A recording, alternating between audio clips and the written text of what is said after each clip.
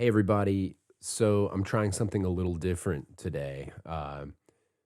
Most of these videos that I make have so much time spent on the production that I don't know that I could get to absolutely everything that I want to share with you. So, really quickly, I want to begin our tone production course today. This is the one that I'm most excited about sharing, to be quite honest, because I find that this information helps my students across the board. These exercises help me day in and day out. Never does thinking about this and addressing the exercises that we'll do in this course not improve me. So today we'll just discuss some concepts that will directly lead into the exercises that I'll post later. So, we're going to start with talking about the mouthpiece. So, I'm going to show you some images that I have made for you. So, we'll start here with the mouthpiece and read. Okay, so what we're looking at here, and hopefully you can see my cursor. Um, we are looking at the side view of a mouthpiece with a reed on it. So this red part is the reed and the gray is the outline of the mouthpiece.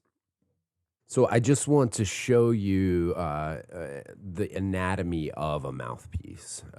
There are some terms that we'll use over and over again, and you'll hear other saxophone players use. So I thought it would be good to just share them to kind of let you into the culture. So this sloping thing here that you put your teeth on, that's called the beak. In France, actually, where my mouthpieces come from, they just call a mouthpiece a beak. It's not called a mouthpiece. Um, so that's the beak of the mouthpiece. This is the shank right here, the part that goes onto the neck cork. That's the shank. In here, just in the middle section of the mouthpiece, this internal part of the mouthpiece is called the chamber, and there are many different shapes of chamber, and the shape of the chamber will alter the way the mouthpiece sounds. This long flat section here is called the table. We'll look at a different view of the table here in a moment. And then it starts to curve here. That's called the facing curve. The facing curve. And that's literally the curve around which the reed bends. Okay. This here is called the tip. And we'll see another view of both the facing curve and the tip here in a moment, so that you can see the surface that the reed is actually touching. This distance here between the reed, the tip of the reed, and the mouthpiece, that is called the tip opening. Whoops, I didn't mean to go forward. That is called the tip opening, okay? And that's literally the distance across which the reed has to move. So that's pretty important. We choose different tip openings when we choose a mouthpiece. Then the distance from the point where this reed and mouthpiece meet, like right here, all the way to the tip of the reed and mouthpiece, so this horizontal distance here, that's called the facing length. And again, varying lengths will create different sounds. Okay. There's one other thing, and it's kind of hard to think about it from looking at the side here, but internal to the mouthpiece, this little section right here, this little floor inside of the mouthpiece, they will have different shapes and heights, and that's called the baffle, and we'll see that from a different angle here in a moment. Let's go ahead and flip over to that other view. Here's the flat part of the mouthpiece, the table. This is the spot that you set your reed on, and there's a couple of other things to talk about here. The facing curve begins, well, it varies, but it begins maybe somewhere around here, and it curves away from the reed. These things that actually curve, these dark lines here, those are called the rails, okay? And then this flat spot across the top here is called the tip rail. And that's important because the reed touches all of those surfaces at some point. Always touches the table because the table is flat. And maybe it's flat, say, to somewhere around here, and then it starts to curve, okay? And so when the reed is not in your mouth, it's not touching anything north of, like, let's just say this line. Let's say that's where the facing curve starts. So the mouthpiece curves away from the reed from, let's say, from that line here all the way to the tip. So until you start playing, the reed does not touch these surfaces. But then when you start vibrating the reed is slapping these surfaces, opening and closing. Okay, cool. This section in here is where the baffle would lie, just behind the tip rail, inside of the mouthpiece would be the baffle. And baffles have different lengths. So some of them are really short, just as they stop right here. Some of them go really far down into the mouthpiece and transition into the chamber. My mouthpiece in particular has like barely any baffle. I mean, you can't have no baffle because there would just be a hole here. This section here, just this whole big curve here, that's called the window, okay? Now, we're not going to talk about all of these components. I just want to kind of share the terminology with you. So we're going to go back to the mouthpiece and reed together and talk about some things that will benefit you greatly when you're practicing creating a really nice sound. So we talked about the spot where the reed and the mouthpiece meet is where the facing curve begins. Okay, so we'll say that's about here at this purple rectangle. This spot is the ideal place for you to put your teeth on top of the mouthpiece. So right above the spot where the reed and the mouthpiece meet is the ideal spot for you to put your teeth on top of the mouthpiece.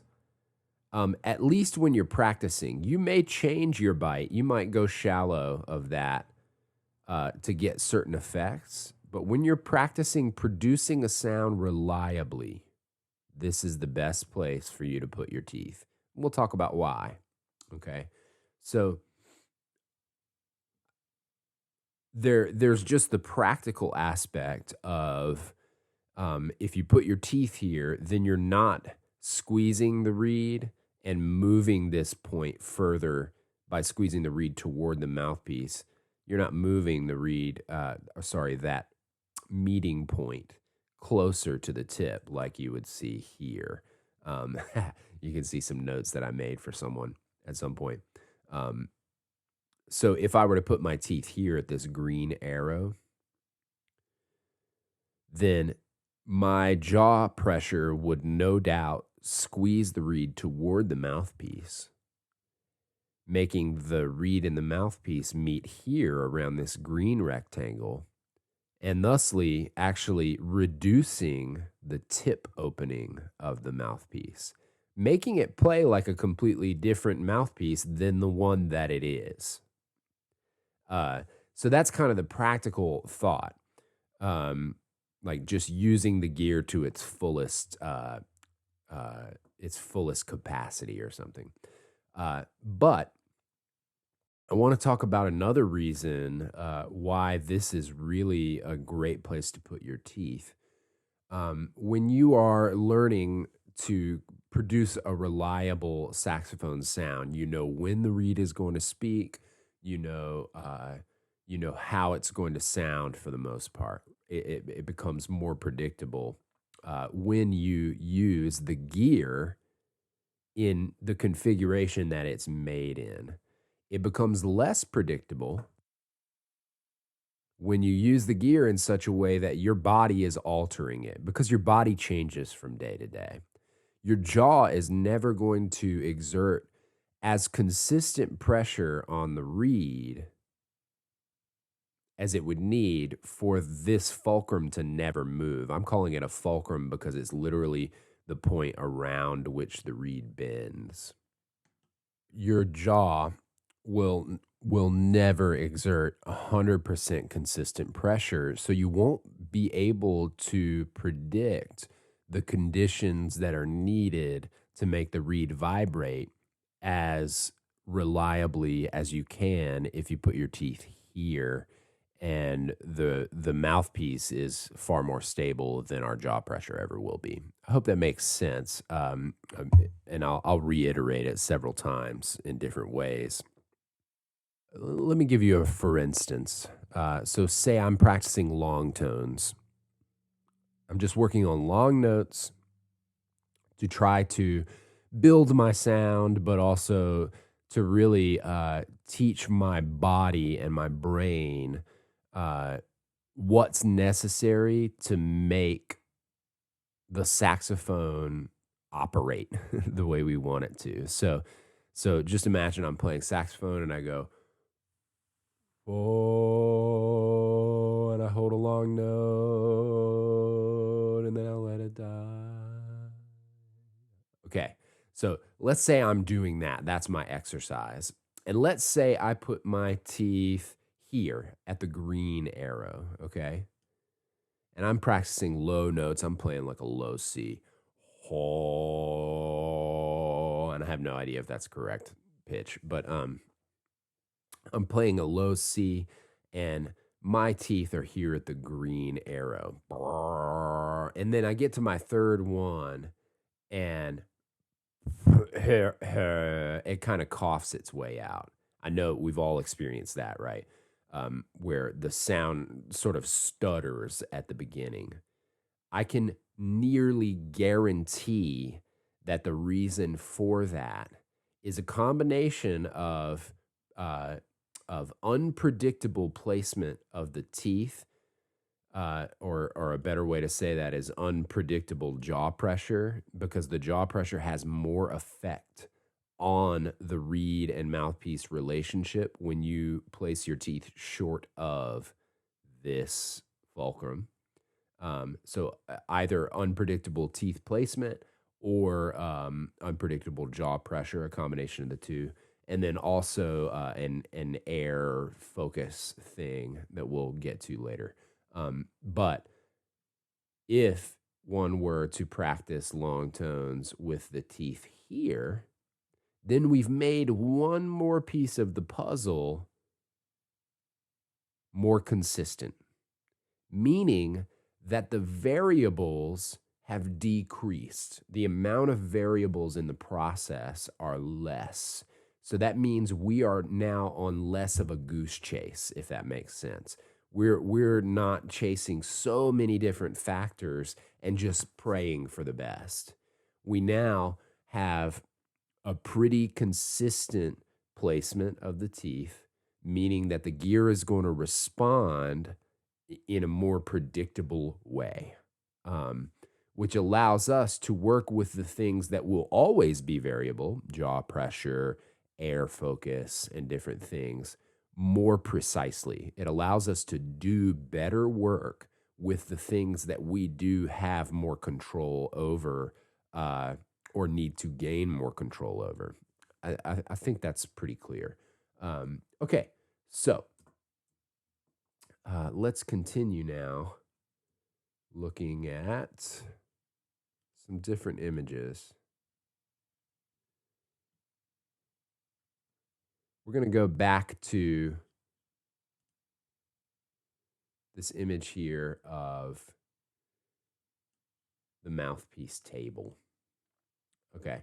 So imagine now that point that we've been talking about on the facing where the reed and the mouthpiece meet right before it starts to curve. Imagine that looks like something like this. You're looking at that from the table view of the mouthpiece, and you'll notice that it's actually two different points here. on these rails. The mouthpiece doesn't start to curve back here on the table, hopefully. Um, it's time to get a new mouthpiece if that's the case. So the curve actually starts in two places. Now, in an ideal world where the mouthpiece is in great shape, these 2 points are even with each other on the facing, like the same distance from the tip. So in a straight line, because this way the reed can vibrate um, from an even spot on the reed. So it's an even amount of reed flexing around the curve this way. If not, if it's something more like this, then there's an issue because the reed is trying to vibrate like almost like in a whipping action, like very uneven, and you're gonna get a poor response from that. But imagine this: imagine that you put your teeth shy of this point. Now, going back to the other thing, when we say shy of this point, we mean closer to the tip of the mouthpiece, right?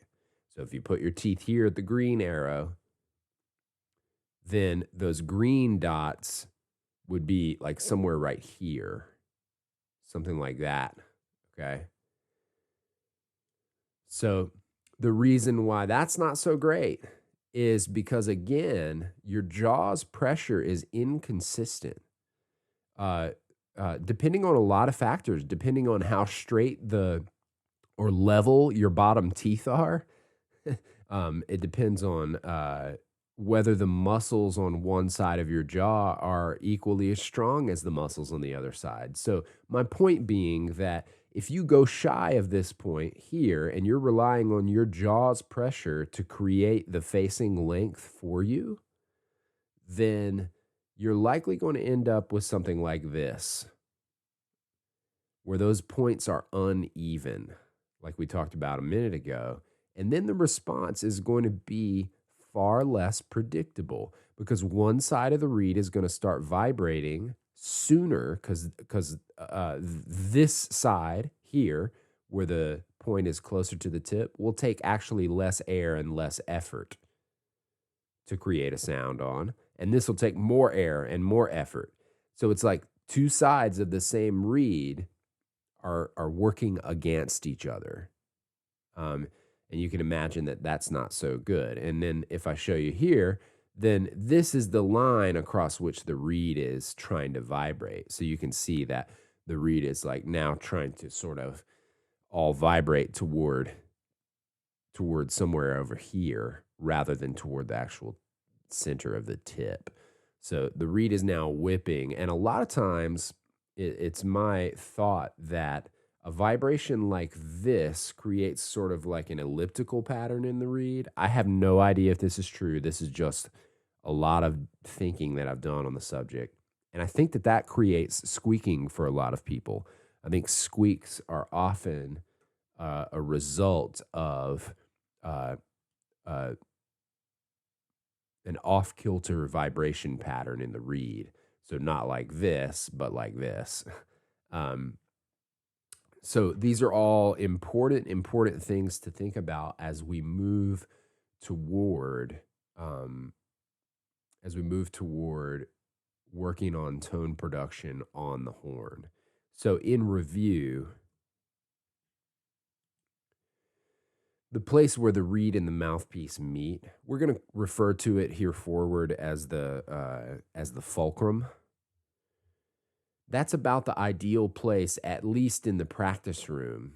You're never going to be 100% consistent on this, but at least in the practice room, that's a really ideal place to work.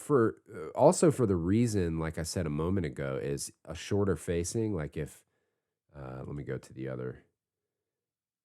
If you have your teeth here and you're squeezing the reed toward the mouthpiece, making the tip opening smaller, it actually makes it easier to play. And so it's going to teach you that if you squeeze harder, it's easier.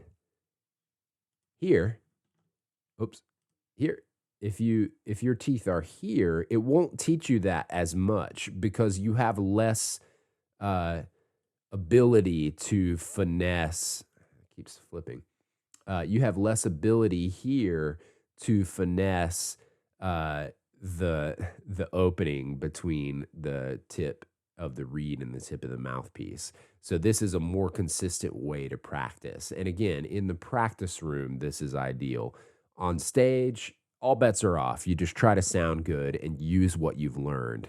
But if you're learning in a more consistent environment, then your chances of getting what you want out of playing the saxophone increase. Okay, so teeth at the fulcrum, top teeth at the fulcrum, because we're actually working with 2 points of, we can call them break points, where the reed, the mouthpiece moves away from the reed, and we want those 2 break points to remain even with each other. So even portions of the reed on either side are vibrating fully. We don't want it to look something like that. Great. I hope this is kind of enlightening to think about things on this level. And I'm looking forward to sharing with you some exercises that go with this information. Um, but to start, I just want to suggest that for your next couple of practice sessions, even 30 seconds, or every time you take the horn out of your mouth for a little while, uh, check to see if where you're placing your teeth is where the reed and the mouthpiece meet. So you literally have to look at that sidelong view of your mouthpiece like this and follow the space back to where they meet, to where you can't see through anymore. Look for that spot and place your teeth there. It will take some more effort than you're used to if you've been taking less mouthpiece than that.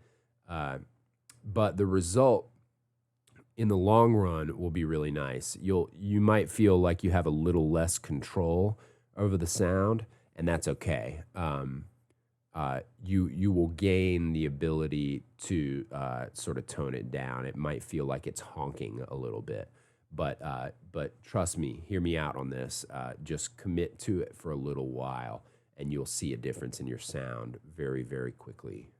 Thank you all so much, and I'll be back soon with some exercises that directly relate to this info.